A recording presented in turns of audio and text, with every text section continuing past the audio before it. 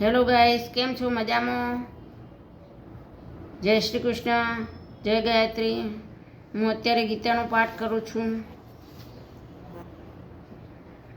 અને મારી કથા કરતાં સદા સંતોષ પામે છે તથા આનંદમાં રહે છે એમ મને પ્રેમપૂર્વક ભજતા મારામાં સત તન્મય રહેનારા તેમને હું એવો બુદ્ધિયોગ આપું છું કે જેથી તેઓ મને પામે છે. તેમના ઉપર કૃપા કરવા માટે જ અંતઃકરણમાં આત્મારૂપ રહેલો હું જ્ઞાનરૂપી પ્રકાશમય દીવા વડે અજ્ઞાનથી ઉત્પન્ન થતા અંધકારનો નાશ કરું છું.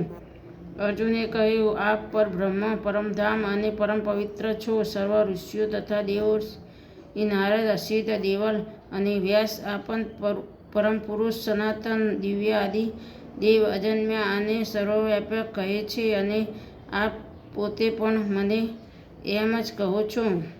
હે કેશવ, આપ જે મને કહો છો તે સર્વ સત્ય માનું છું. એ ભગવાન આપનું સ્વરૂપ છે.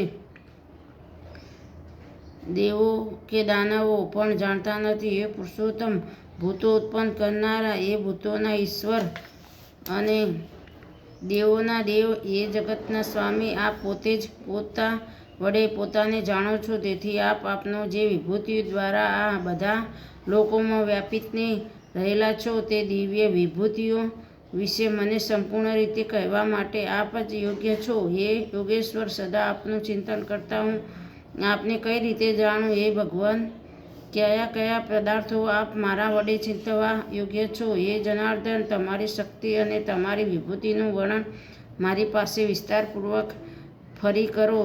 કેમ કે આપના અમૃત સમાન વચન સાંભળતા મને તૃપ્તિ થતી નથી. હે ગાઈસ, કેમ છો? મજામાં?